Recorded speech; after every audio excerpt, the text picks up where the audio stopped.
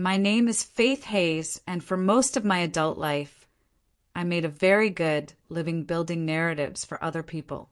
I'm a brand strategist at Redwood Meridian, one of those shiny, glass-walled agencies in downtown Seattle, the kind of place that smells like cold brew and ambition, where quiet competence is currency. I'm excellent at taking a complex, messy reality, say, a sluggish outdoor gear company, and presenting it as clean, intentional, and strong.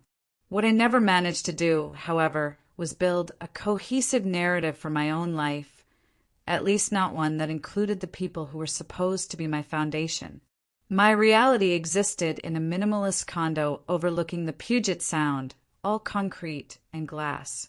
I chose it precisely because it was the antithesis of home. Home was a 3-story colonial in Redmond, Washington, a house with precise white shutters and a lawn that always looked like it was vacuumed, not mowed. It was picture perfect in the fall, framed by golden maples and welcoming symmetry. But symmetry is just a tightly held form of control, and our family was controlled by a single star, my older brother, Ethan. My parents, Richard and Carol Hayes, with a gravity, but Ethan was the blazing sun around which everything orbited. And me?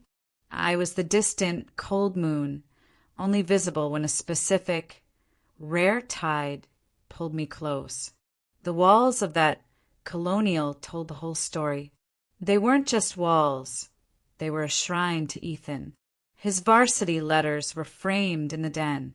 Plaques from his student government triumphs were polished and hung in perfect ascending lines up the main staircase. His first lacrosse stick was mounted in a glass case, treated like a holy relic. My achievements, conversely, lived in a brown banker's box under the basement stairs, next to the holiday decorations we never seemed to use. My debate team ribbons, my honor roll certificates, my first published poem from a regional journal, all filed away, kept tidy, and out of sight. They didn't match the decor you see. The erasure was a slow build, a habit that settled into tradition, but it was most acute around Christmas. Every year, December brought the same passive-aggressive refrains. "Oh, Faith, we thought you had plans with your friends in the city." Honey, it was such a last-minute decision to have everyone here. It completely slipped our minds. Or the classic, patronizing deflection. "You're just so independent, Faith. We always know you're fine on your own." These were the polite, socially acceptable ways of saying, "We did not think of you." I can trace the pattern back to its origin point. I was 10.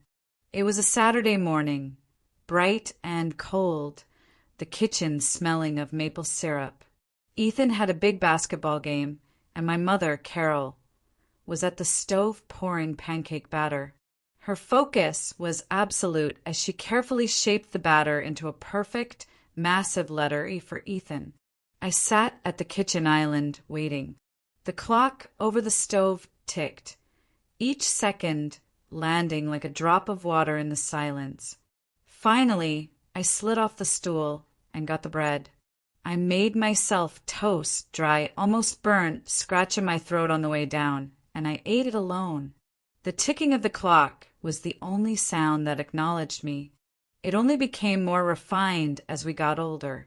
When I won a regional writing prize as a teenager, a crisp $100 check and a certificate, I came home vibrating with a spark of real, undeniable pride. My mother was in the kitchen sorting mail. "That's nice, dear," she said, barely glancing at the certificate. Her eyes were fixed on an envelope from the University of Washington. "Listen, while you're here, could you proofread Ethan's college essay? He's really struggling with the conclusion, and you're so good with words." My victory wasn't a moment to be shared. It was simply a resume builder for my true, unpaid job, Ethan's editor. The first great holiday erasure, the one that broke something for good happened my freshman year of college. I had my train ticket booked. A week before Christmas, my father called. Change of plans, Faith. We're all flying down to Palm Springs to see your aunt.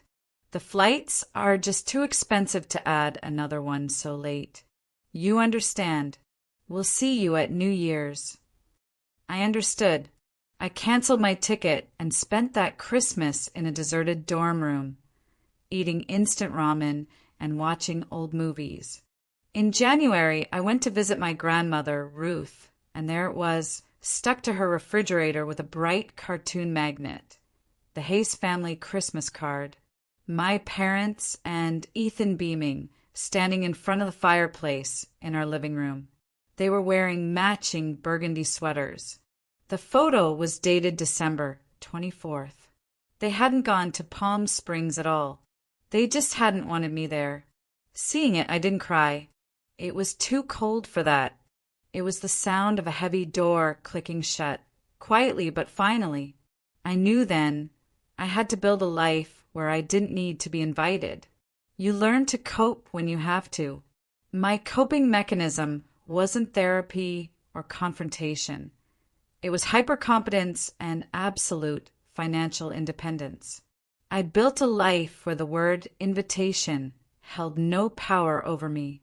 I stopped asking, stopped hinting, and stopped leaving room in my schedule just in case. My Decembers were planned with the precision of a military campaign. I booked solo trips to places where snow was a guarantee and family was an abstract concept. I bought myself the expensive bottle of Pinot Noir. I learned to cook a perfect 3-rib roast for one. I made my exclusion look like my choice. It's a strange process, retraining your own senses. For me, the classic holiday scent, oranges studded with cloves, that traditional pomander, doesn't mean warmth. It smells like someone else's holiday, a party I can hear through a closed door. So, I trained myself to love peppermint. I drank peppermint tea by the gallon. I bought peppermint bark and ate it directly from the tin. I kept peppermint lotion on my desk. It was crisp, clean, and uncomplicated. It was the scent of my hard-won, solitary peace. It was the smell of a December that belonged only to me. My professional life at Redwood Meridian was built on orchestrating a scent. For the last 6 months, that ascent had a name, Summit Outdoors. They were a legacy company, all complicated knots and khaki vests, trying to sell gear to a new generation. My team and I were tasked with their rebrand. Our strategy was called Find Your Signal, shifting the focus from conquering mountains to finding a moment of clarity in the noise. We launched the digital campaign in late summer. Today was the final review. I stood at the head of the glass boardroom, the Seattle fog pressing against the windows. The clients were ecstatic. I advanced to the final slide. In conclusion, I said, my voice crisp in the quiet room, the campaign metrics have not just met, but crushed our targets. We exceeded the 12-month projected engagement in 90 days. The new demographic, ages 18 to 25, is up over 400%. I let the numbers hang in the air. I don't celebrate in meetings. I present facts. The facts were we had won. My performance review was that Friday. My boss, Arthur, gestured for me to close the door. Faith, he said, skipping the corporate platitudes, the board is ecstatic. He slid a heavy, cream-colored envelope across the desk. Your standard raise is in the system for January. This is a bonus, effective immediately. I opened it. Inside was a check made out to me. The number, printed in stark black ink, was $150,000. I looked at it until the numbers blurred. It wasn't a number, it was a door opening. I stared, half expecting the ink to vanish. It was real. Thank you, Arthur, I said, my voice steady. You earned it, he replied. Go enjoy your weekend. I walked out of the office, the check secure in my bag. I had the automatic, conditioned reflex to call my parents, to tell them I'd crushed it. But what would I even say? Just last month, my father, Richard, had texted me a link to an executive MBA program. Have you considered grad school like your brother? Ethan had his MBA, which he'd leveraged into a rotating series of consulting gigs, all while my parents were still paying his car insurance. My $150,000 would be nice, a good start, before the conversation inevitably turned to Ethan's potential. My team, Marcus, Liam, and Priya, insisted on celebrating with tacos down the street. We laughed. I ate. I felt a genuine warmth. But after an hour, I slipped outside. The coastal air was sharp and damp. I leaned against the brick wall and dialed the only number that mattered. Grandma Ruth's residence in Bellevue. This is the Queen, her voice crackled. Hi, Grandma. It's Faith. Kiddo, what's that sound? You at a party. Sort of. We landed a big campaign. It went really well. I told her about the metrics, the client's reaction, and then I told her about the envelope. I said the number out loud. They gave me a bonus, Grandma. $150,000. There was a sharp, perfect silence on the line. Then she just said, her voice rough, well, it's about time they noticed. I'm proud of you, kiddo. You built this all by yourself. That was it. That was the validation. Thanks, Grandma. I just wanted you to know. I always know, she said. Now go back to your friends. Don't waste a good party. Sleep was impossible that night. The money was sitting in my savings account. Combined with what I had already aggressively saved, it wasn't just a nest egg anymore. It was an escape hatch. It was liberation, forged in the heat of hard work. I opened my laptop, the screen bright in my dark condo, and I started scrolling Zillow. Usually I looked at minimalist lofts in the city. That was the sensible choice, the investment choice. But the Summit Outdoors campaign, all those images of granite and pine, had shifted something in me. On an impulse, I changed the search area. I typed Whisper Peak, Cascade Range. It was a small, high-altitude town I'd driven through once, about 3 hours east of Seattle. It was quiet, known for its deep snow and isolation.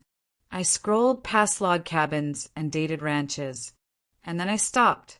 It was an A-frame, pure, dramatic, and black, all angles, a dark triangle against a backdrop of snow and pine. The listing was new. 3 bedrooms, 2 baths, a massive deck. It was listed by Cascade Realty. It was almost midnight, but on a whim I called the number. Cascade Realty, Maya Linwood speaking. A voice answered, alert and professional. Oh, I said, startled. Hi, my name is Faith Hayes. I'm calling about the A-frame on Kestrel Ridge. I know it's incredibly late. The city folks always call late, she said, her voice smiling. It's when you have time to dream, right? That house is a beauty. Just came on the market. I'm in Seattle, I said. I can't get up there for a few days. No problem, Maya said. I'm 10 minutes away. You want a video walkthrough right now? My phone buzzed, a FaceTime request. I accepted. Maya's face appeared, framed by a parka hood. Okay, Faith, let's buy a house. She turned the camera. The keys went into the door, and it swung open. She hit the lights, and my breath caught. The entire wall facing the valley was glass. The ceiling soared up to a single sharp peak, crossed with heavy, rough-sawn beams. Pine light, warm and golden, poured across the wooden floors. This is the main living area, Maya said, her voice echoing slightly. fireplace is stone floor to ceiling. She walked me through the galley kitchen and the downstairs bedroom. She climbed a spiral staircase to a loft space that looked out over the entire room. "What's out the windows?" I asked, looking at the large ones on the valley side. "Hold on." She went back downstairs, and I heard the slide of a heavy glass door. A rush of cold wind filled my speaker. "This," she said, stepping outside, "is the deck." The camera panned. It was dark, but I could see the vast, empty space. A few lights glittered thousands of feet below. The deck was enormous, hanging over nothing. It stared down a valley of profound blue cold. It was isolated. It was magnificent. "It's a lot," I said, my voice small. "It is," Maya replied. "It's not a house for everyone, but the bones are good. She's solid." We hung up. I sat in the silence of my gray-walled condo. I closed my eyes and asked myself the question I'd been avoiding my whole adult life. Can I picture waking up here alone and feeling safe? I pictured my childhood home, always full of people, always humming with Ethan's needs, a place where I felt constantly, quietly unsafe, waiting for the next erasure. Then I pictured the A-frame, the single road, the stone fireplace, the deck staring into the void, the absolute, profound silence. The answer was a physical thing, a loosening in my chest, a deep, slow breath that felt like the first one I'd taken in years. Yes. The next morning, I did not call a mortgage broker. I went online and, for a small filing fee, I created Kestrel Ridge, LLC. My name would not be on the deed. My name would not be on the utilities. The house would belong to the LLC. It was a boundary made of corporate law. I opened a new business bank account and wired the entire $150,000 bonus plus my savings. At 9:01 a.m., I called Maya Linwood. "I'm making an offer," I said. "You haven't even smelled the air up here yet," she laughed. "I saw everything I needed to," I countered. "I'm making an all-cash offer, 21-day close, through my LLC." The professional in her snapped to attention. "Okay, Faith, let's get it done." I submitted the offer. My fingers were buzzing. This was the click. I was not asking permission. I was not waiting for an invitation. I was acting. For the next 3 weeks, I was a machine. I worked my full day at Redwood Meridian, my focus absolute. At night, I signed digital documents, reviewed inspection reports, and arranged wire transfers. I told no one. While waiting for the title search to complete, I opened the Notes app on my phone. I made a new file. I typed 4 lines, a new creed for a new life. Keys mine. Address private. Mail P.O. Box. Access invite only. Closing day was a Friday in late November. I signed the last document in a sterile title office in downtown Seattle, and the keys, 3 new sharp-toothed brass keys, were placed in my hand. They felt impossibly heavy, like anchors of independence. I drove my sedan, not a moving truck. The trunk was filled with a borrowed toolkit, 2 down pillows, a new sleeping bag, and a duffel bag of clothes. The sun was setting by the time I pulled up the gravel drive. The A-frame was a sharp black shadow against a bruised purple sky. The cold hit me, a clean, high-altitude cold that smelled like pine and snow. I used one of the new keys. The click of the deadbolt, sliding back, echoed. The house was empty, cavernous, and smelled of stale air and cedar. My footsteps boomed on the hardwood floors. My first night, I inflated an air mattress and threw the sleeping bag on it, right in the middle of the great room, facing the wall of glass and the stone fireplace. It was so cold I could see my breath fogging in the moonlight. I found the gas valve for the fireplace, and after a few tries, a line of blue flames snapped to life. A strange, hollow ache settled in my chest. It was the ache of being the only adult in the room.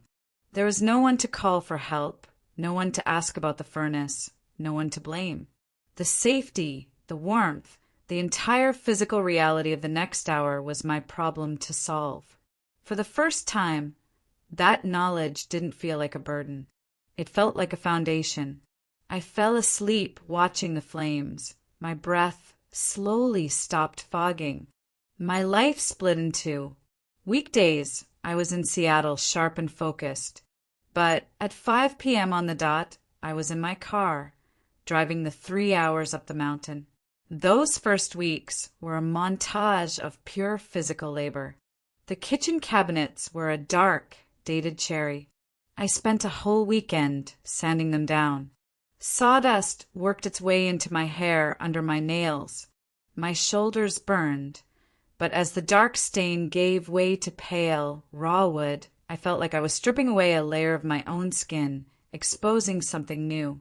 I hated the light fixtures, builder-grade brass and glass globes that cast a sick yellow light. I bought sleek black track lighting online. I spent an entire Tuesday night on a stepladder, my arms aching, studying wiring diagrams on my phone.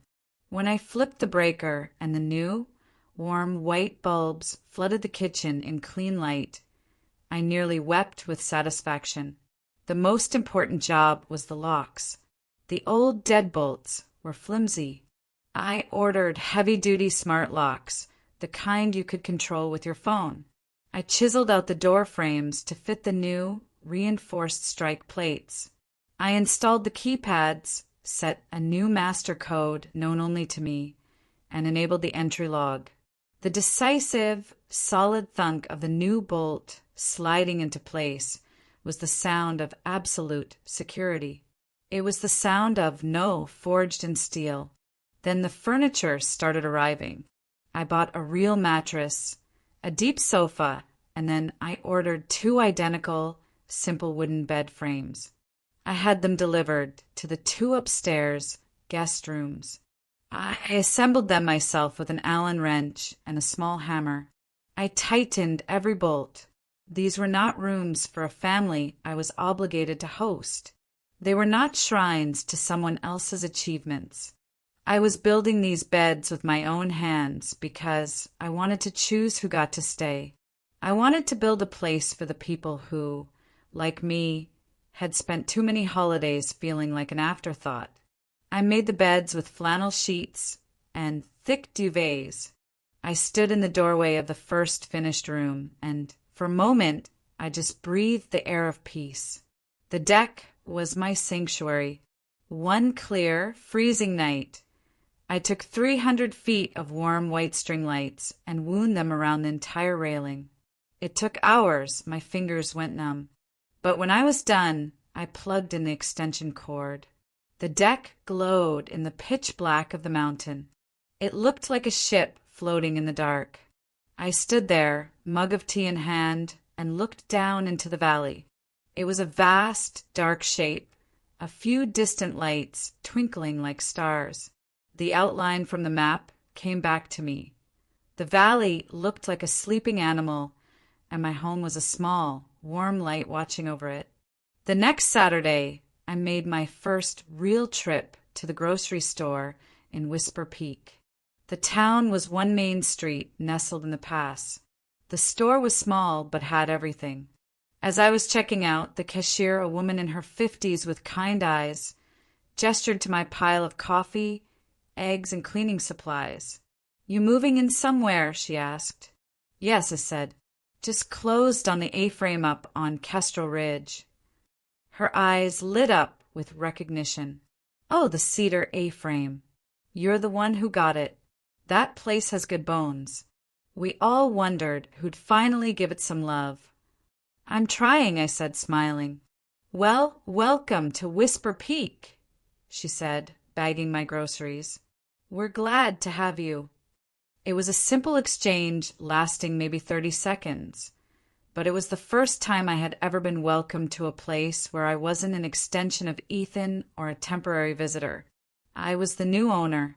I had good bones. The house was ready for a test. I needed to know if it could hold joy, or if it was just a fortress. I invited Marcus, Liam, and Priya, my creative partners, the ones who had become real friends, up for a trial weekend. They arrived on a Friday night, stomping snow off their boots, their arms full of board games and a cooler. "We brought the ingredients for my grandmother's chili," Priya announced. "Marcus is our designated vegetable chopper, Liam's on cornbread. My kitchen, my clean, repainted, brightly lit kitchen, filled with noise, with the sound of chopping, of sizzling onions, of 3 people arguing happily over which board game to play first. We ate the chili sitting on the floor around the coffee table because my dining table hadn't arrived yet. And then we played. Laughter, real, loud, unrestrained laughter, ricocheted off the high-beamed ceiling. It was a soft, warm proof. This house could hold it. It wasn't just my quiet place. It could be our quiet place. The next morning, I sat on the deck with my coffee, watching the sunrise. Priya came out, wrapped in a blanket, and just sat beside me. We didn't talk for 10 minutes. "Faith," she said finally, "this place is magic." Before they left, I gave Grandma Ruth her official tour.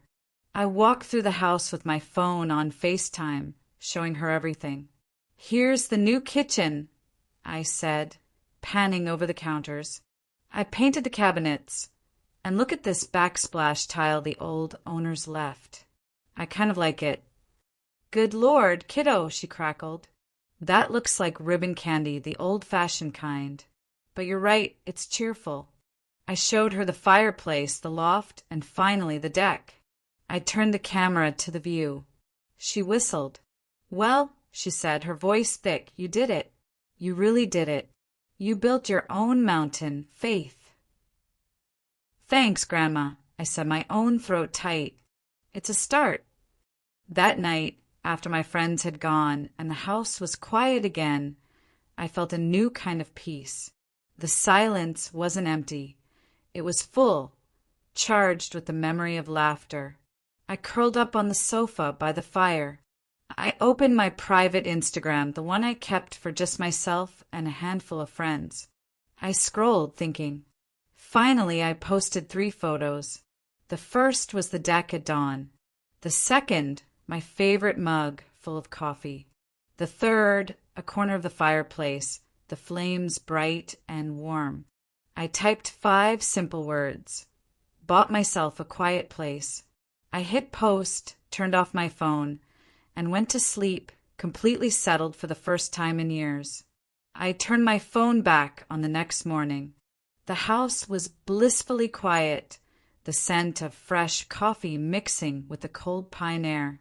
I'd slept 9 solid hours, a deep, dreamless sleep. Then I looked at the screen. It was glowing, a cascade of notifications, all stacked on top of each other, all from a single source. The Hayes Family Updates group chat. This was a digital graveyard, usually reserved for my father posting articles about bond yields or an aunt sharing blurry photos of a rose bush. Today it was on fire. My phone vibrated across the wooden table with the force of an angry hornet's nest. I opened it. The silence of the room felt brittle. Someone, probably my mother, Carol, had screenshotted my private Instagram post and pasted it directly into the chat. The picture of my deck, Serena Dawn, and the caption, "Bought myself a quiet place." The first text was from a cousin. "Whose house is this? It's beautiful." Another aunt. "Where did you go, Faith?" "The mountains."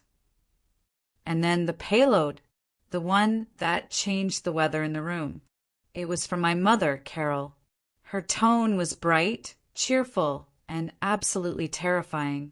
"Carol, exciting news, everyone. Faith bought a wonderful mountain getaway. It's perfect timing. As you know, Ethan and Chloe need so much more space with the baby on the way, and their lease is up. We'll bring their nursery things up this Friday. So blessed. I read the words and then I read them again. We'll bring their things up Friday. I almost laughed. It was that absurd. It wasn't a question. It wasn't, Faith, congratulations. What a lovely home. Would you ever consider?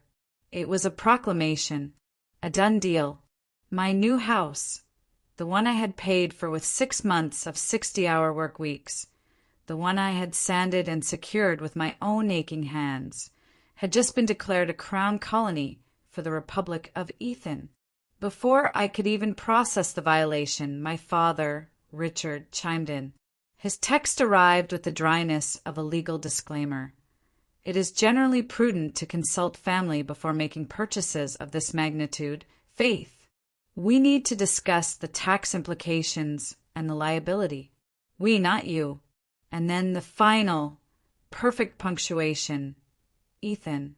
His response was a single, triumphant thumbs-up emoji. It was followed 1 second later by a photograph. It was a picture taken inside a U-Haul storage unit. In the foreground were dozens of flattened cardboard boxes, stacked high. Scrawled across the top of one, in thick black marker, was one word, nursery. They were already moving in. My phone buzzed again. This time it was a solo text from Mom. The group chat was the public announcement. This was the private directive. Carol, Faith, I'm so glad we're all on the same page. It's such a relief. Now, Christmas is at your place. That's settled. It's non-negotiable. We can't wait to see it. And don't you worry your head about a thing. We'll cover all the groceries. The sheer, breathtaking audacity of non-negotiable.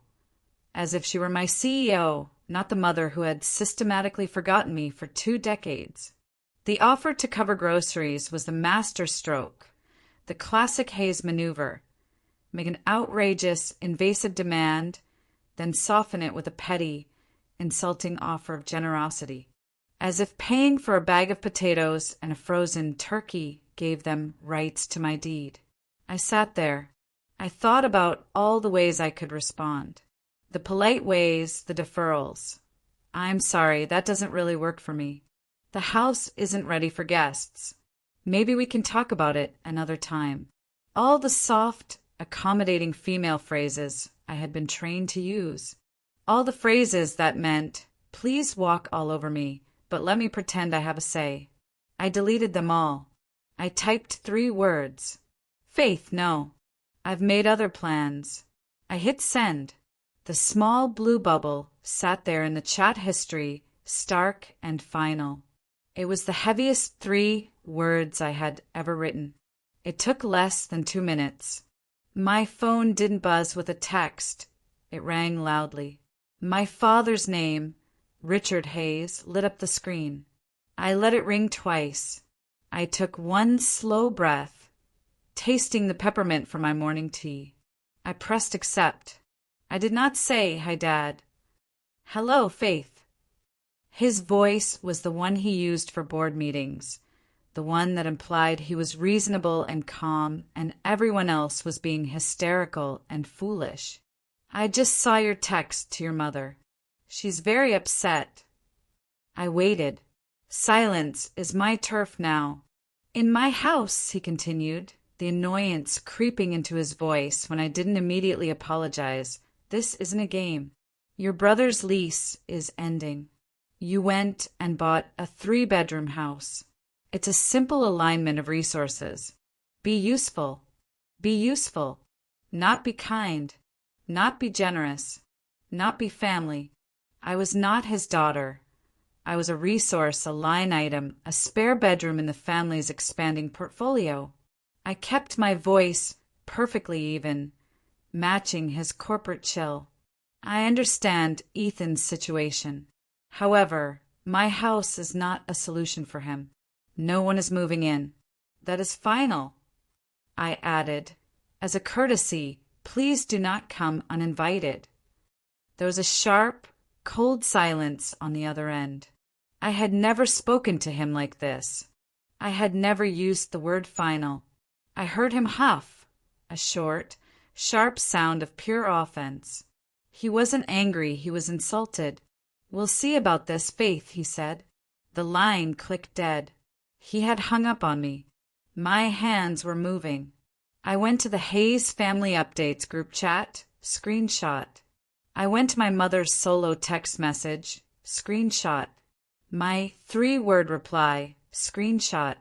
I opened my call log, showing the incoming call from Richard Hayes and its duration, screenshot.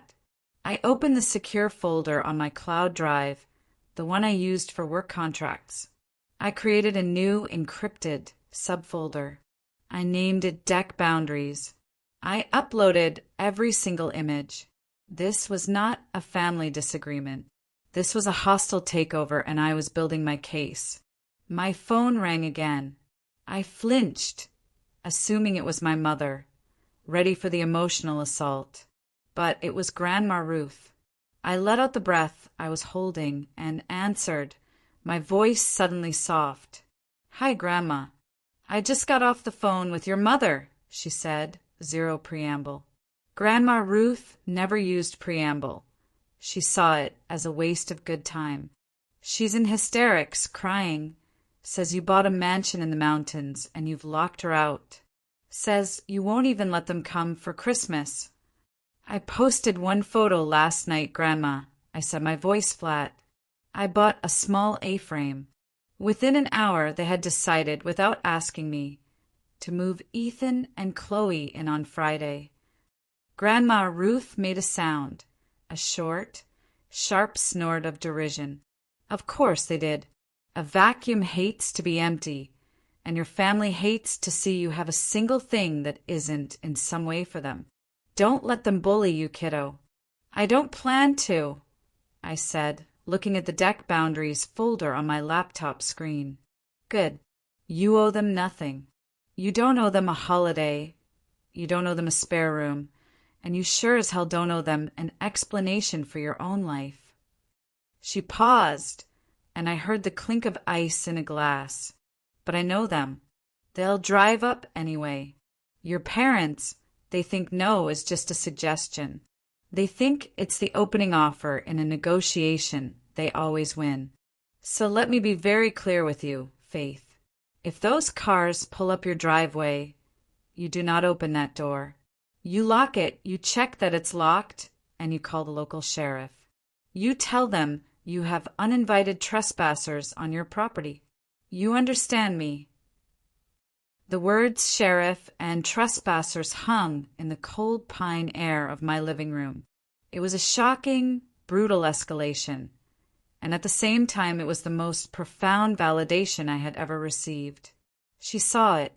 She saw them for exactly what they were. "I understand, Grandma." "Good," she said again. "You enjoy that house. You earned it. Now, send me a picture of that ribbon candy backsplash.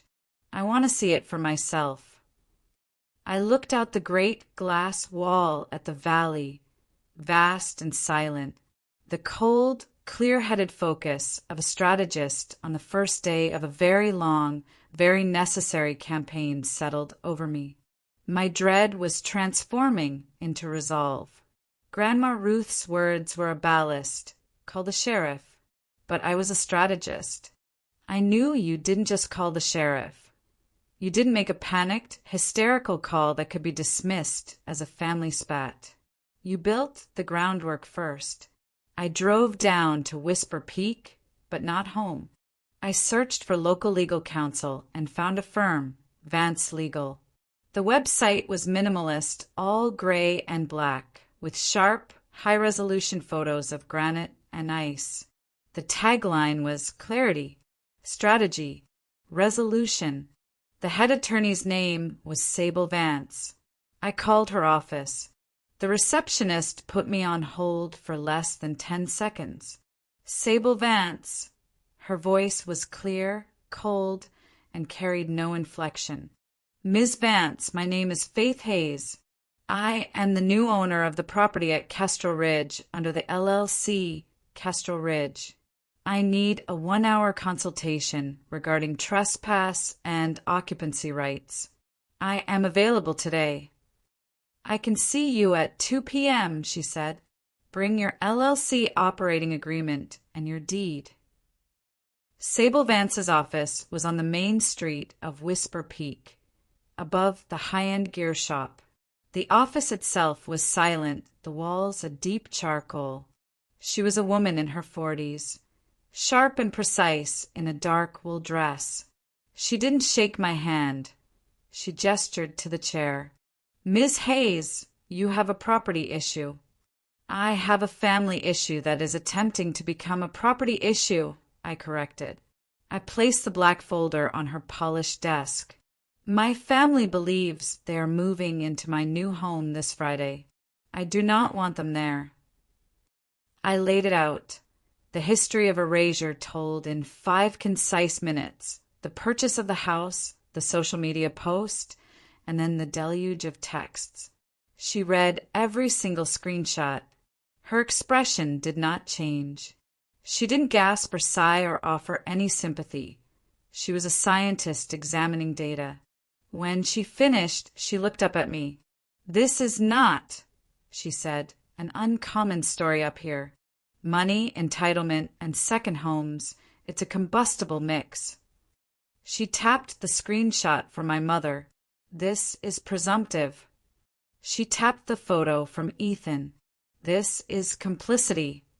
And this, she tapped my father's text, is an attempt at economic coercion.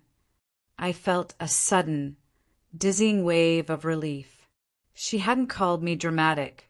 She hadn't said, but it's your family. She had diagnosed the threat with surgical precision. We are going to file a formal no trespass letter with the county sheriff's office, effective immediately, Sable said. It will name Richard Hayes, Carol Hayes, and Ethan Hayes. It will be recorded against your parcel number. This way, if you do have to call, you are not a hysterical daughter. You're the representative of an LLC reporting a violation of a recorded legal notice. The police hate ambiguity. We are going to remove it. For 1 hour, we built the fortress. We drafted the letter. It was polite, formal, and terrifying.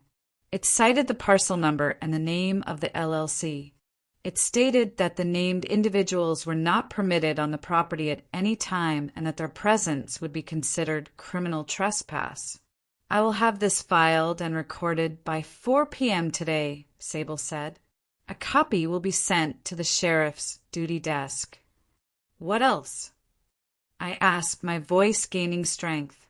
You are a strategist, Sable said, looking at my intake form.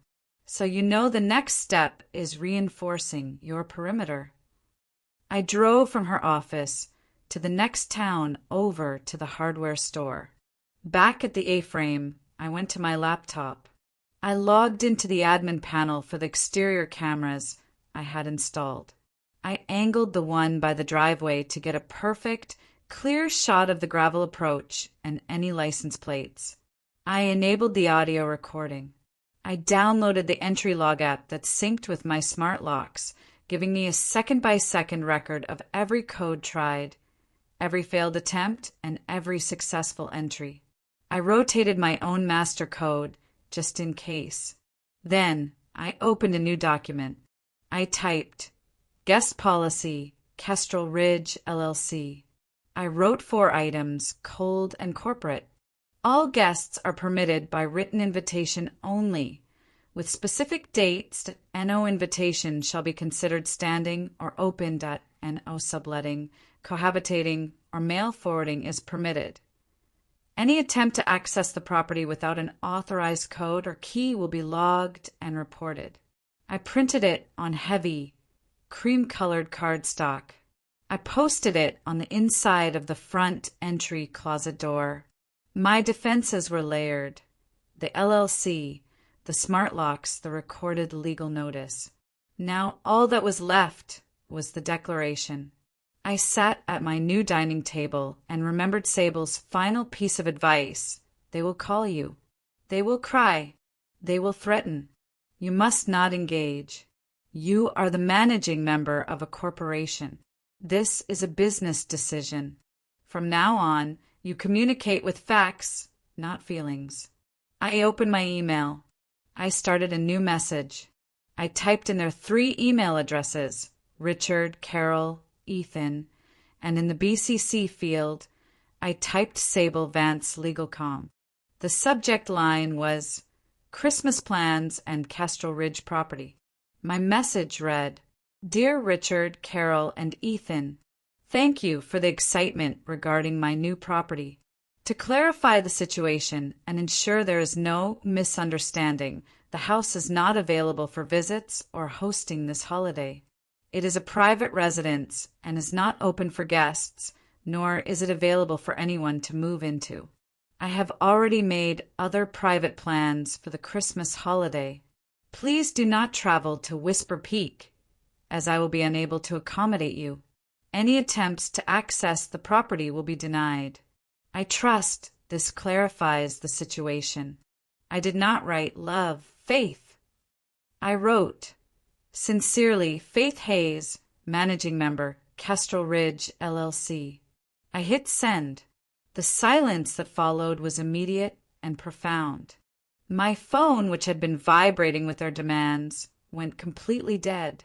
The group chat was a tomb. It was the sound of the surf pulling all the way back, gathering its strength before the wave. December 23rd. It was 7:42 p.m. I was in the great room by the fire, a book open in my lap. The house was silent, warm, and secure. My phone, resting on the side table, buzzed once. Not a text. A notification from the camera app. Motion detected. Driveway. I set my book down. My heart didn't leap. It just began to beat a slow, heavy, deliberate rhythm. I opened the app on my phone. The image was grainy, black and white from the infrared, but perfectly clear. 2 headlights slicing the dark, creeping up my gravel drive. They weren't moving fast. They were moving with purpose.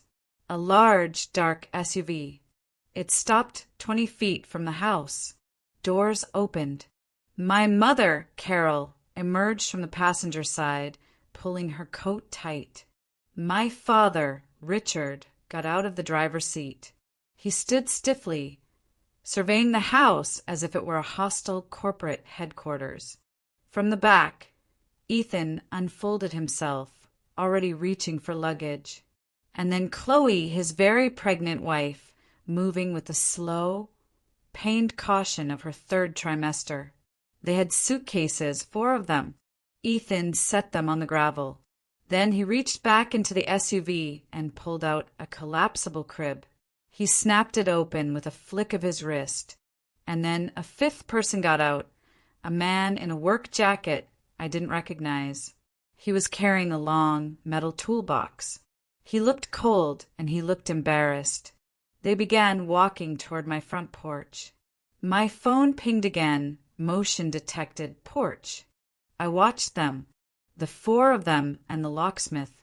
My family had arrived with suitcases, a crib, and, unbelievably, a man they had hired to break into my home. The dark comedy of it was so bleak it was almost brilliant. They hadn't just ignored my no. They had planned, budgeted, and executed a strategy to overcome it. The doorbell chimed, the sharp digital sound echoing in the warm, quiet room. I didn't get up. I didn't go to the door. I pressed the talk icon on the app. My voice, amplified by the tiny speaker on the porch, cut through the freezing night air. It sounded metallic and inhuman. This is private property. This is not authorized. Please leave. My mother, Carol, flinched. She looked around confused before realizing the voice was coming from the doorbell itself. She rushed the camera, her face looming, distorted by the wide-angle lens. Her voice was a fountain of sugary concern. Faith, honey, open up. It's freezing out here. Don't be silly, we drove for hours. We brought a smoked ham. A ham, as if it were a password, as if it were the price of admission. I watched silent. The locksmith looked at my father, who gestured impatiently at the door. It's the smart lock, the black one, Richard said. The locksmith sighed, knelt, and began to unpack his tools. He pulled out a drill. That was it. That was the line. My fingers were cold, but perfectly steady. I went to my phone's contact list. I pressed the entry for the Whisper Peak Sheriff's non-emergency line. County Dispatch. Hello, I said, my own voice low and clear. My name is Faith Hayes. I am the managing member of Kestrel Ridge, LLC, located at Kestrel Ridge. I am reporting an active trespass. I have a filed no trespass letter, record number 309B, for this parcel. The individuals named in the letter, Richard, Carol, and Ethan Hayes, are currently on my front porch. I paused and then delivered the critical fact. They have brought a locksmith and are at this moment attempting to drill my deadbolt. There was a sharp change in the dispatcher's tone. They are actively attempting to gain entry, ma'am. Are you safe in the house? I am safe, I said. The doors are reinforced, but they are trespassing and attempting to destroy property. A patrol car is en route, the dispatcher said. Your parcel number is on file. Please stay inside and do not engage with them. I hung up. I went back to the camera app. The locksmith was working, his drill whining against the reinforced metal jamb I had installed. It wasn't budging. Ethan, all pent-up frustration and entitlement, stepped forward. This is ridiculous. He banged his fist hard on the solid wood doorframe. The sound vibrated through the floor of my house, a dull physical thud. Faith, he yelled. Stop being dramatic. We're here. The plan is set. Just open the door. I saw Chloe wince, a sharp, pain tightening of her face. She was standing back by the suitcases, rubbing her belly. She whispered, her voice too low for the microphone, but her expression clear. Ethan, stop. Please, Julian, just stop. He ignored her. He was about to hit the door again when the world lit up in red and blue. A patrol car crunched over the gravel, its headlights pinning the entire group in a harsh white glare. My family froze. They looked like actors caught on a stage when the wrong curtain went up. The locksmith dropped his drill. A deputy stepped out of the car. He was tall, his hat pulled low. He did not look amused. He walked calmly onto the porch. Good evening, folks. Quite a party. What seems to be the problem here? My mother, Carol, instantly transformed. She became the matriarch, the victim. Oh, thank goodness, officer. This is all a terrible, terrible misunderstanding. This is our daughter's house. We've driven all this way for Christmas. And she's not well. She's locked herself in. We're just trying to get to her. We're so worried. The deputy looked at my mother. He looked at the suitcases. He looked at the crib. He looked at the locksmith's tools scattered on the porch. I see, he said. He took a small step back. I'm going to need to see identification from all of you, please.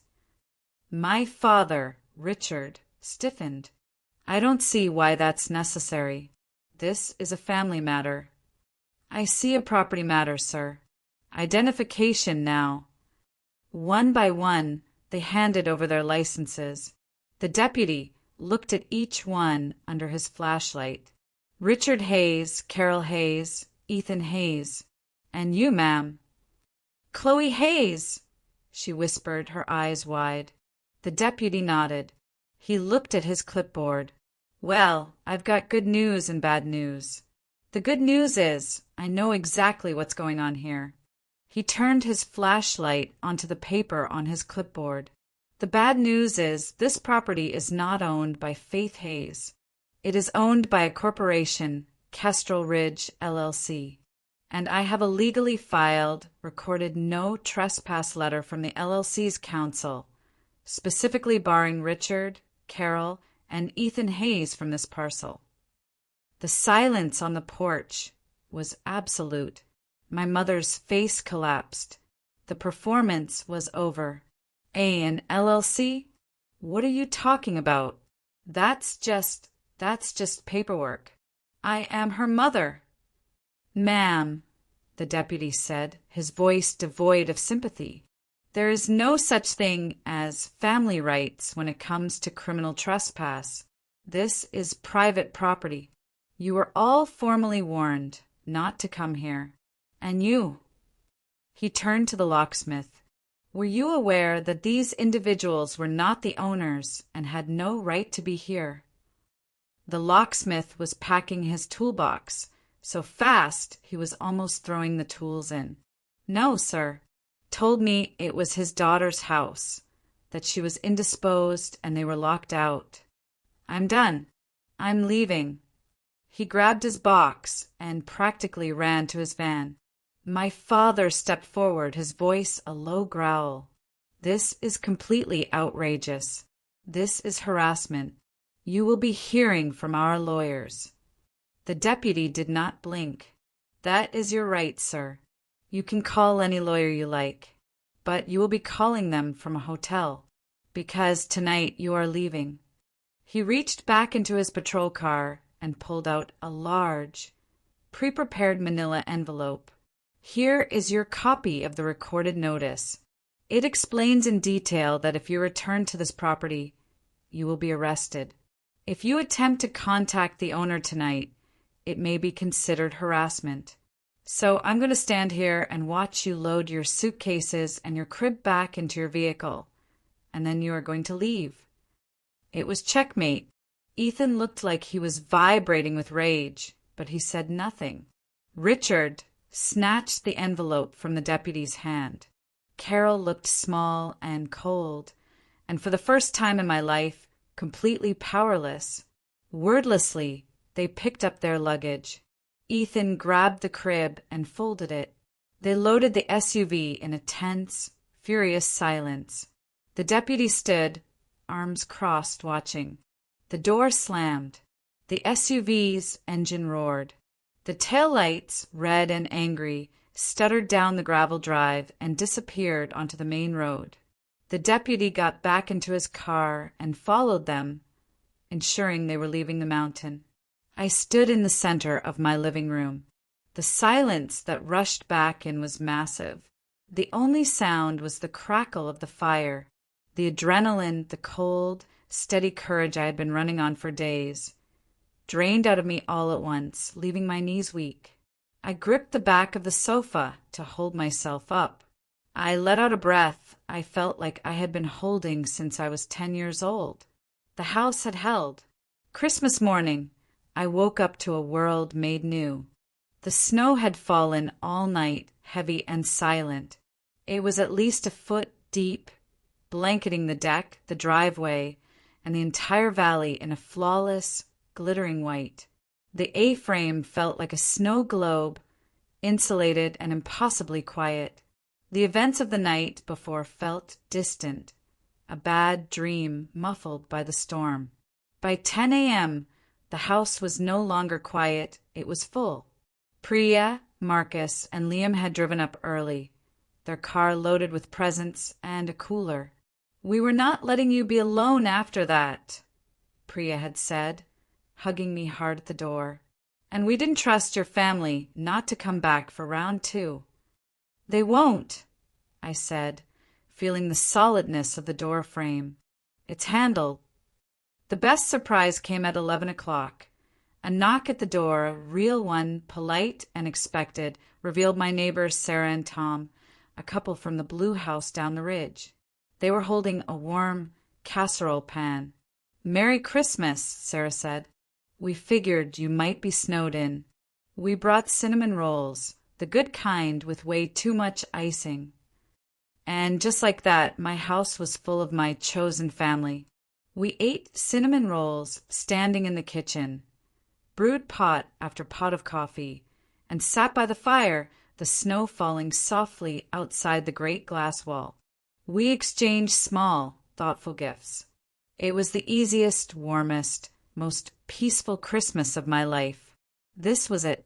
This was the peace I had bought.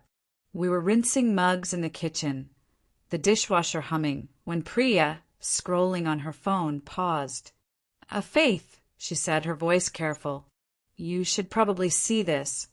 I dried my hands. What is it? Your mom. She posted on Facebook about an hour ago. Priya angled her phone toward me. My mother's profile picture. A professionally lit photo of her and my father smiled at me. Her post was public. Feeling so blessed this Christmas morning, the post began. After so many challenges, we are thrilled to announce a true Christmas miracle. Ethan and Chloe have found the perfect safe place to start their family. We've been working on it for weeks, and we're so grateful it's all coming together for them. Moving day is just around the corner. Here's a peek at the nursery mood board they've been working on. Below the text was a slick Pinterest-style image, a crib, a changing table, and a color palette of soft blues and grays. And in the corner, tagged was a location. It wasn't my exact address, but it was Whisper Peak, Cascade Range. It was a dog whistle. The comments were a cascade of congratulations. A Christmas miracle indeed. So happy for them. What a beautiful place. They deserve it. My blood, which had been warm and slow all morning, turned to ice water. This was not a retreat. This was a flanking maneuver. They had been turned away at the door, so now they were building a public narrative. A narrative in which they were the heroes, the benevolent parents securing a safe place for their children. A narrative in which my house was not mine, but a coming together for them. She's creating a social media paper trail, I said, my voice flat. Before Priya could even respond, my phone buzzed on the counter. It was a direct message on Instagram from a name I hadn't seen in years, a former classmate from Redmond. I opened it. Hey, Faith. Weird question. I saw your post about the mountain house. It looks amazing. Just wanted to let you know, I was at my parents' club back in Redmond last week, and I overheard your dad talking. He was at the bar asking around for anyone who knew a good mountain property management service in the Cascade area. He was specifically using your parcel number. He was telling people his kids had a new property, and he needed someone to manage the tenants and upkeep it. It was weird. Anyway, Merry Christmas. Hope you're well. Manage the tenants. Upkeep. His kids, plural. I looked up at my friends. They saw the look on my face. The warmth of the room had vanished. Marcus, I said, my voice sharp. You're the spreadsheet guy. The data guy. What am I looking at?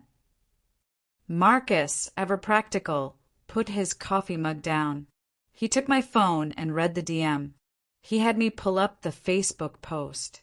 He was silent for a full minute, just processing. Okay, he said, handing the phone back. Here's what you're looking at. The attack on the 23rd was phase 1, physical occupation. It failed. They've pivoted to phase 2, administrative occupation. The Facebook post creates the social expectation of their tenancy. The property management inquiries are your dad trying to find a legal or quasi-legal way to install a third party, someone who could give him access and control, claiming the owners are disorganized. They are trying to build a case that you are not in control and that they are the responsible parties. A cold, terrible logic clicked into place. This was a strategy. This was a campaign, just like one I would run at work. Marcus is right, I said, my mind racing. If they can create a paper trail, they can try to claim residency. They can. On pure cold instinct, I grabbed my laptop. I didn't just go to the post office website. I went to the county clerk's public filings portal, the same one Sable and I had used for the no trespass order. I logged into my account. I clicked through the public records, the utility filings, the address registries, and there it was. It was a change of address request, filed online 2 days ago, before they even drove up. It was a request to forward all mail for Ethan Hayes and Chloe Hayes from their old Redmond address to my P.O. box in Whisper Peak. It was flagged as pending verification. They had done it. They had already made the move to legally attach themselves to my address. If that had gone through, they could have used the verified address to get driver's licenses, to register their car here, to claim tenancy. The locksmith and the smoked ham weren't the real plan. They were just the shock and opening. This was the real invasion. My hands were shaking again, but this time with a cold, clear fury. I screenshotted the Facebook post. I screenshotted the DM from my classmate. I screenshotted the pending change of address form, the pending status glowing red on the screen. I opened a new email. I attached everything to Sable Vance, Vance LegalComm subject. Phase 2. My message was short. Sable, they've pivoted. They are attempting to establish residency through mail fraud and are building a public narrative of tenancy. See attached. What is our next move? My phone buzzed not 60 seconds later. It was a reply from Sable. Her autoresponder was on for the holiday, but this was a direct, manual reply. It was 2 sentences. Do not engage. Do not post. Do not text. Do not call. This is no longer a family dispute. It is attempted fraud. Meet me at my office on Tuesday at 9 a.m. Tuesday, 9 a.m. The Monday I spent waiting for my meeting with Sable was the longest day of my life. I stayed in the A-frame, working remotely, my phone on the table next to me, silent. The silence was a coiled spring.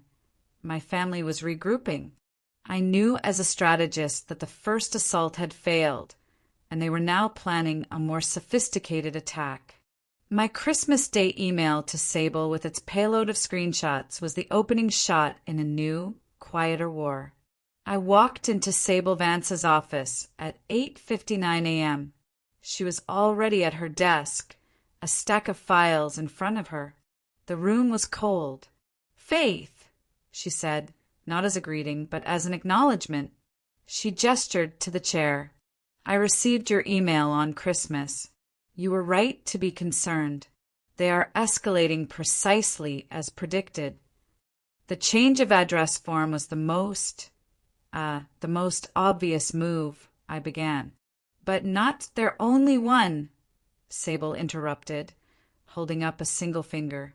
"I took the liberty of running a full-spectrum check on your LLC and the parcel number yesterday." She turned her monitor to face me. "While you were dealing with the social media front, your father was busy on the legal one." Yesterday, she clicked. A new filing appeared at the county registrar's office. It was time-stamped 9:30 a.m. A document filled the screen. It was a scanned PDF. It looked like something typed on a home computer, a simple one-page Word document, but the header read, "Informal Family Tenancy Agreement." My blood didn't just run cold. It stopped. The letter was dated 2 weeks ago, before the confrontation on my porch. It was a simple, badly written agreement stating that Kestrel Ridge LLC, in consideration of family unity and support, granted full-time, indefinite tenancy to Ethan Hayes and Chloe Hayes for the property at Kestrel Ridge. And at the bottom, in the signature line for the LLC's managing member, was my name, Faith Stewart Hayes. It read in a looping, unfamiliar script. "That," I said, my voice a whisper, "is not my signature." I didn't imagine it was, Sable said, her voice dry. It's a forgery and a clumsy one. The S in Stewart is looped and yours is a sharp vertical, based on your LLC agreement. But that's not the best part. She zoomed in on the signature. They signed it, Faith M. Hayes. What's your middle initial? I don't have one, I said. My name is just Faith and Hayes. Exactly, Sable said. They invented a middle initial. They attempted to create a legal person, Faith M. Hayes, who could consent to their invasion. It's a classic, desperate move. It's also felony fraud. I stared at the screen at the name that was mine, but not mine. They hadn't just tried to break into my house. They were trying to replace me. They were creating a puppet version of me on paper, a version who was cooperative, who understood her role, who would sign her life away to be useful. So what does this do? I asked, my voice shaking. Legally, it's garbage, Sable said. But it's not for a judge. It's for a utility company. It's a piece of proof they can show someone at a counter to say, see, we're allowed to be here. They're building their stack. She clicked to a new window. Which brings me to this. Your father's property management inquiries. I put a high priority alert on your LLC and your parcel number with all state and county level agencies. We got 2 pings yesterday. She pulled up the first one, the Department of Motor Vehicles. Someone attempted to register a vehicle, a new Subaru, to your mountain address. The primary applicant was Ethan Hayes. It was flagged by the system and rejected because the property owner, Kestrel Ridge LLC, did not match the applicant, and the family tenancy agreement they provided, she gestured to the forgery, wasn't a valid lease. But they tried. She pulled up the second ping. This one is from the utility company. The inquiry log shows 2 calls, both from your father's mobile number, which I cross-referenced. Notes from the customer service rep are detailed. Customer Richard Hayes called, Sable read, requesting to be added as a secondary responsible party to the account for Kestrel Ridge LLC. Stated his daughter, the owner, was overwhelmed and he was helping to manage her affairs and pay the bills. He wanted his name on the account. I felt sick. It was the same story, the same narrative. Faith is unstable. Faith is dramatic. Faith can't handle it. We, the adults, need to step in and manage. He wasn't just trying to get a key. He was trying to get control. He was trying to build a paper trail that proved I was incompetent. He was denied, Sable said, because he did not have the LLC's federal tax ID number or your corporate password. But you see the pattern. Physical, then digital, then administrative. This is a siege. We stop defending and we go on the offense. Sable cracked her knuckles.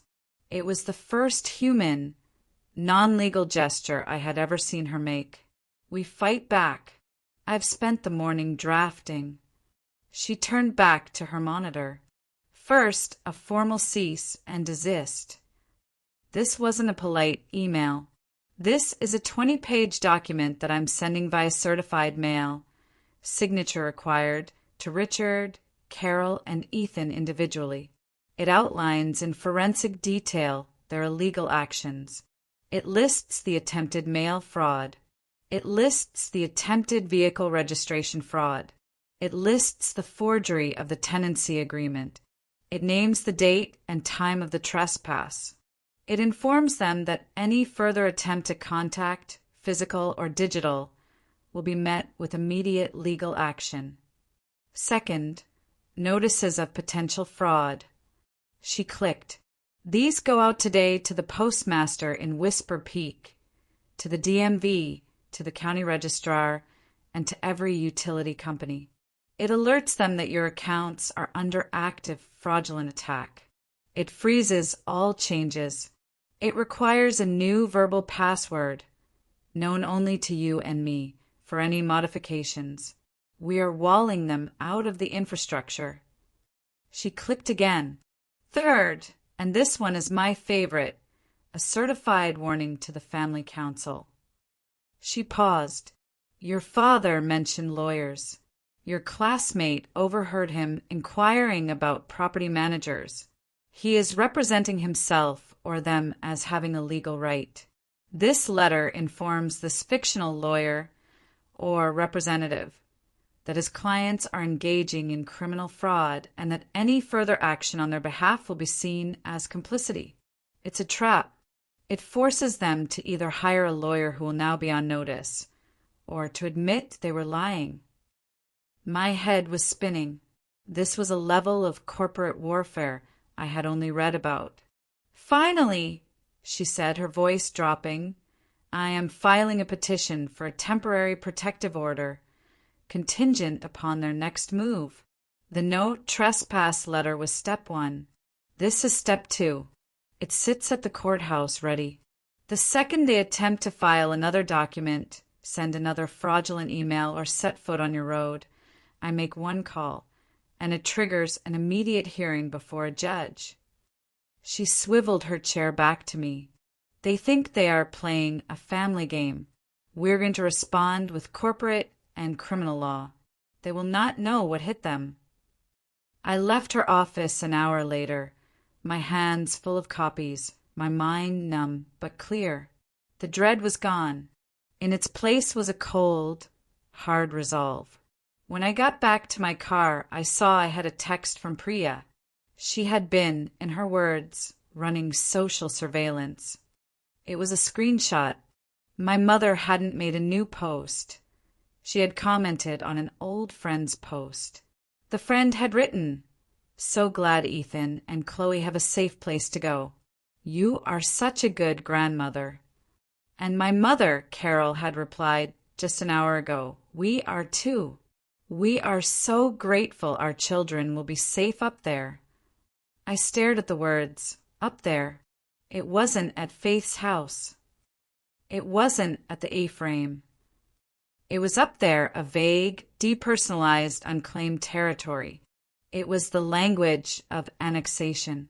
It was a fait accompli, a thing already done.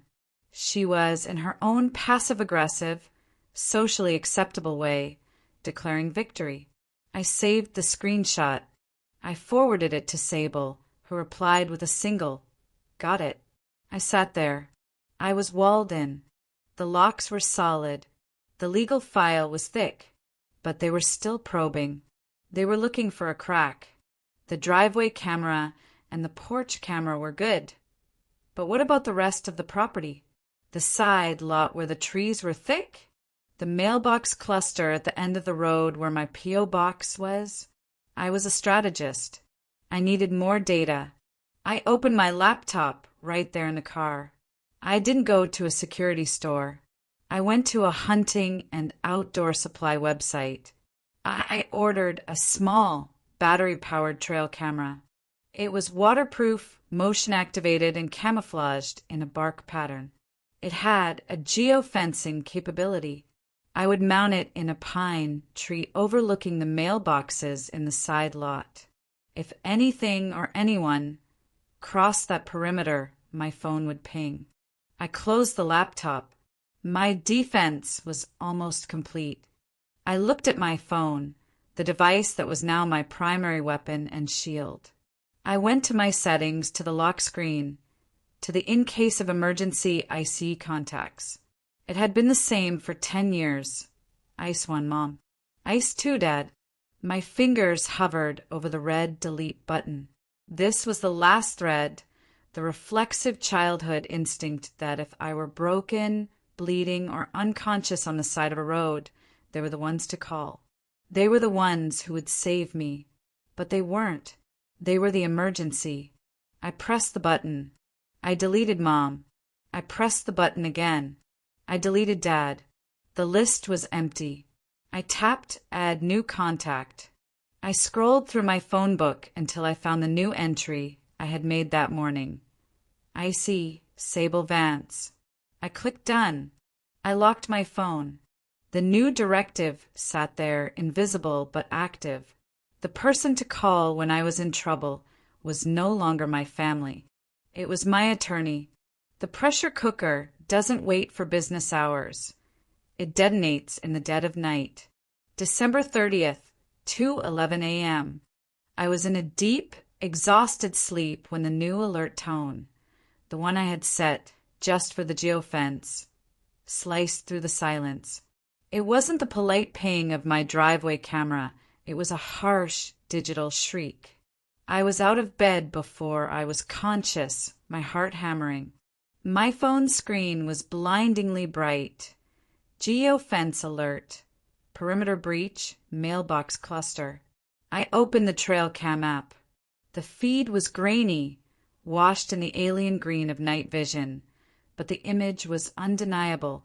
A dark, familiar sedan was idling on the gravel shoulder next to the community mailbox cluster, its engine a faint rumble.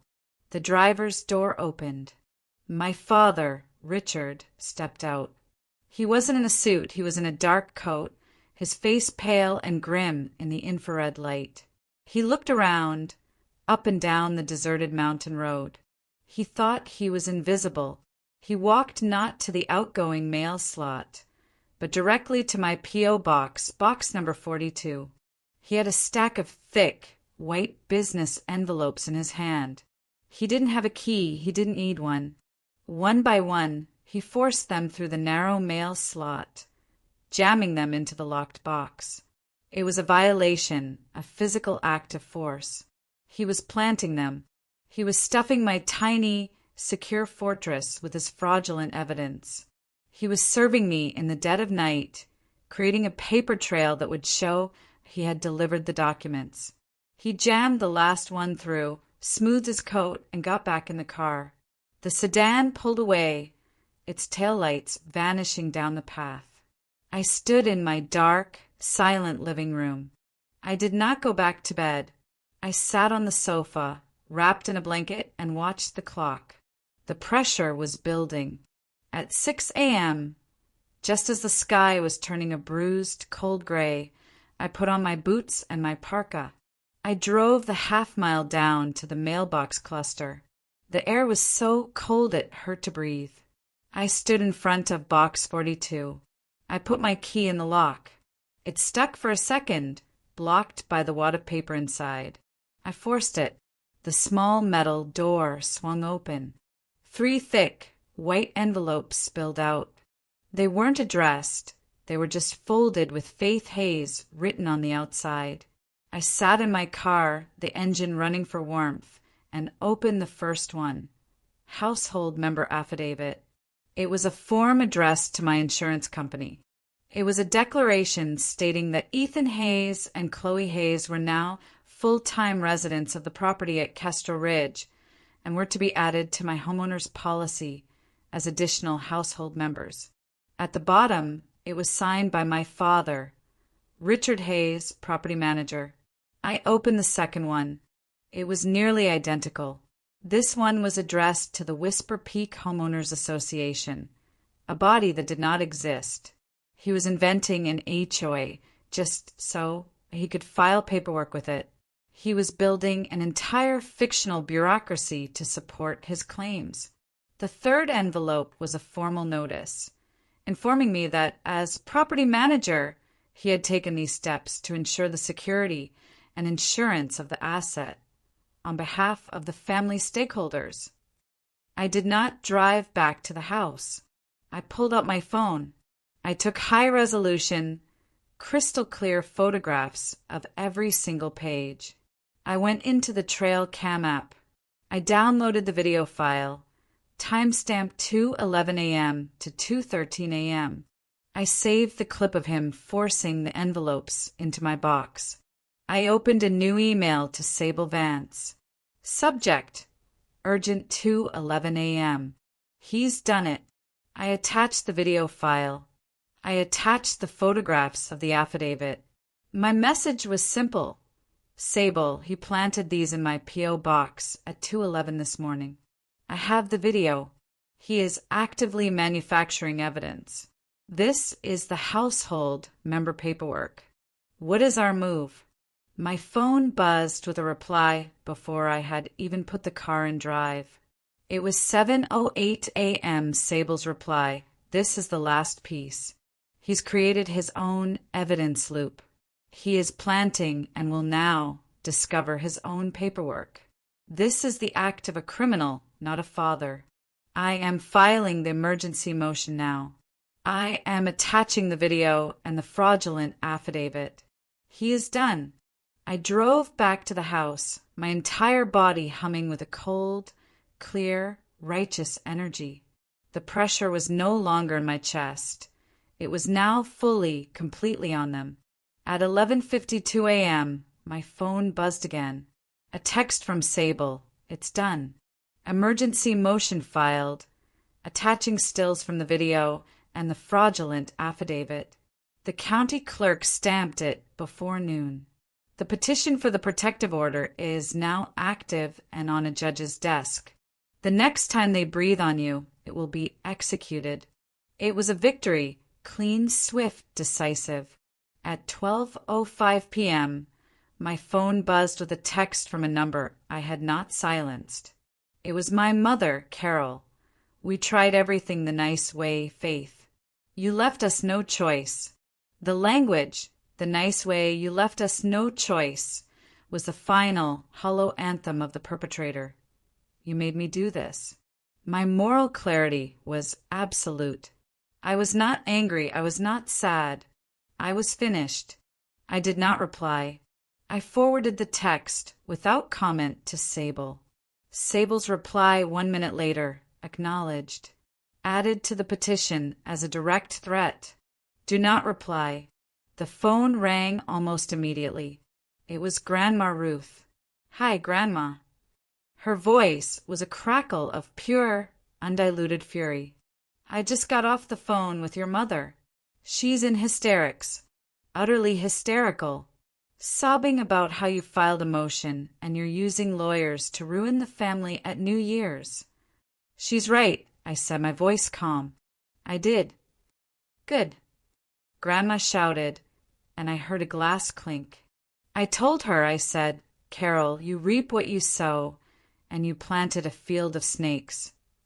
And then I told her, you listen to me. If you or that husband of yours or that boy you ruined set one more foot on that mountain, I'm not just calling Faith, I am calling Pastor Dale. I'm calling the head of the church prayer circle. And I'm going to tell every single one of them in detail what Hayes family values look like when no one is watching. I'll tell them about the forgery. I'll tell them about the locksmith. I'll tell them about your husband skulking around mailboxes in the middle of the night. We'll see how your precious reputation holds up when it's read out loud at the next bake sale. A small, sharp bark of laughter escaped me. It was the first time I had laughed in a week. My God, Grandma, that's surgical.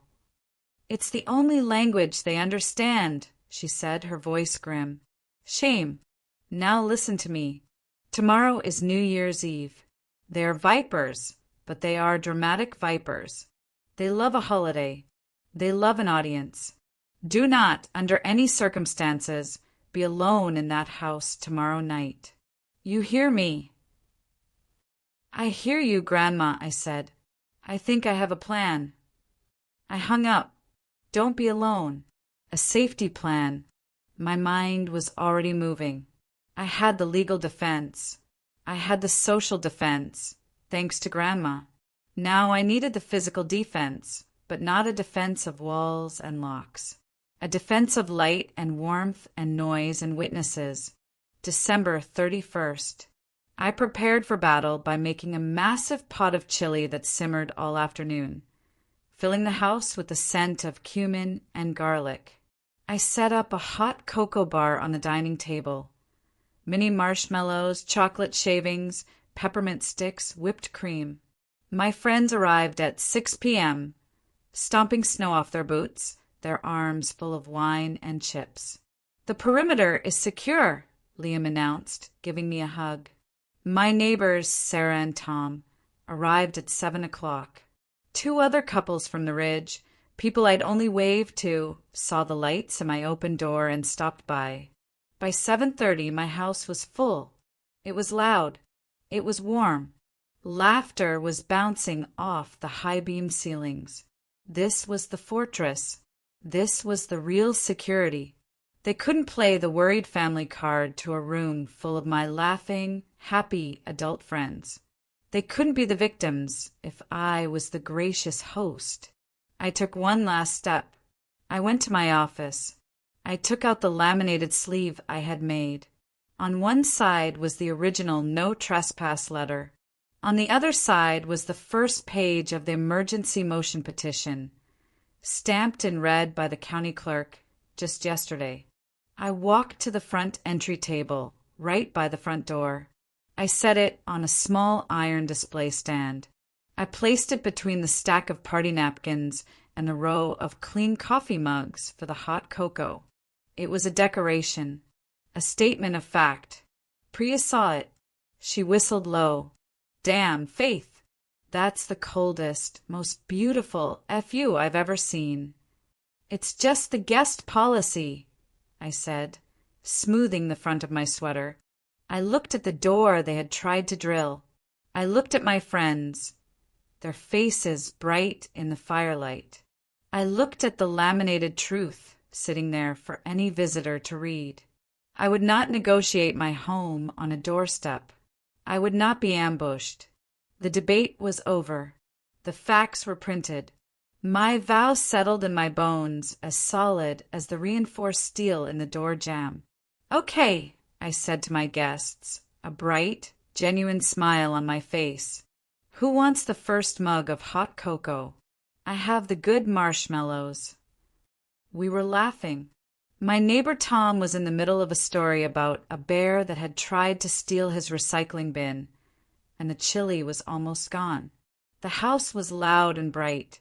Then the laughter died, not all at once, but in a slow, tapering wave, starting from the neighbors standing nearest the great glass wall. Their smiles froze. "Faith," Sarah whispered, her hand tightening on her mug, "you've got company." I looked out. The familiar, menacing crunch of gravel under heavy tires echoed up the drive. Not one vehicle, but 2 large, dark SUVs, grinding their way up my road. Their headlights cut harsh white slashes across my living room wall, illuminating the shocked faces of my guests. It was 8:03 p.m., New Year's Eve. The room went absolutely quiet. I felt Priya's hand find my shoulder and squeeze, a small, firm pressure of support. Across the room, I saw Marcus lift his phone, not obtrusively, but angling it toward the door. He pressed record. The doors of the SUV slammed, a series of flat, angry sounds in the cold night. Richard, Carol, Ethan, and Chloe, looking pale and exhausted, clutching her coat. But they weren't alone. A 5th person emerged from the passenger side of the lead car, a man I had never seen, wearing a sharp, dark blazer despite the freezing cold, carrying a polished leather briefcase. They walked onto the porch. My father, Richard, did not ring the bell. He knocked, a loud, formal, impatient thump, thump, thump, like a CEO demanding entry to a meeting. I set my mug down on the counter. I walked to the front door. My guests parted, silent. I looked at the entry table. My laminated documents were sitting there, right next to the peppermint sticks. I felt a complete, cold calm settle over me. I opened the door. The cold air rushed in, swirling around my ankles. They were all standing there, framed in the light. They were visibly startled. They had expected me to be alone. They had not expected a room full of smiling, silent witnesses. My mother, Carol, faltered, her prearranged, worried mother face collapsing into confusion. The man in the blazer stepped forward. "Miss Stewart, Faith Hayes," he asked, his voice smooth and artificially reasonable. My name is Mr. Harrison. I'm a family mediator retained by your parents to resolve this situation amicably. There is no situation to resolve, Mr. Harrison, I said. My voice was steady, and I amplified it just enough for everyone in the room behind me to hear every word. I looked past him. Richard, Carol, Ethan, you are trespassing. You were served with a legal notice to stay away from this property. Mr. Harrison held up a placating hand, as if to calm a hysterical child. Now, Faith, that's not how we see it. I have here a temporary occupancy agreement, predated. It cites your consent for Ethan and Chloe to take up residence. I never consented, I said, my voice flat. Ah, he said, tapping the paper with one clean finger. But you did. This document cites consent by silence. Your failure to engage in a productive, family-oriented dialogue after their initial reasonable request constitutes tacit approval under family mediation guidelines. We are simply here to finalize the move-in. Consent by silence. The sheer, breathtaking arrogance of it. They had invented a new kind of law, a law where my refusal to be bullied was twisted into my permission. I almost smiled. Mr. Harrison, I said, that is the most creative and most desperate legal theory I have ever heard. I turned my back to them for a second. I walked the 2 steps to the entry table. I picked up my laminated document, the one sitting next to the hot cocoa mugs. I turned back to the door and held it up, the light from the porch catching the plastic. This, I said, my voice as crisp and cold as the night air, is the LLC deed to this property. It is owned by Kestrel Ridge, not by Faith Hayes. This, I tapped the second page, is the no trespass order filed and recorded with the county sheriff, specifically naming them. This, I tapped the third page, is the cease and desist letter outlining their attempts at mail fraud. And this, I tapped my favorite page, is the emergency motion stamped yesterday by the county clerk, acknowledging their criminal forgery of a tenancy agreement.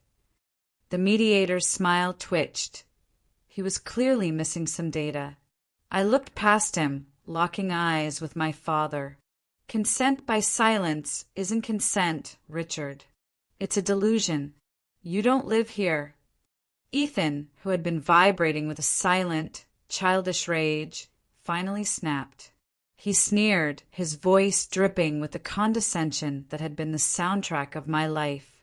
You think this is impressive? Your little party? Your fake friends? You're alone, Faith. You're one person. We're a family. It was the old weapon, the one they always used. You are alone. We are many. I didn't even look at him. I looked just past his shoulder, into the dark corner of my own entryway. I'm not alone, I said. I nodded. Deputy Miller, you can come in now.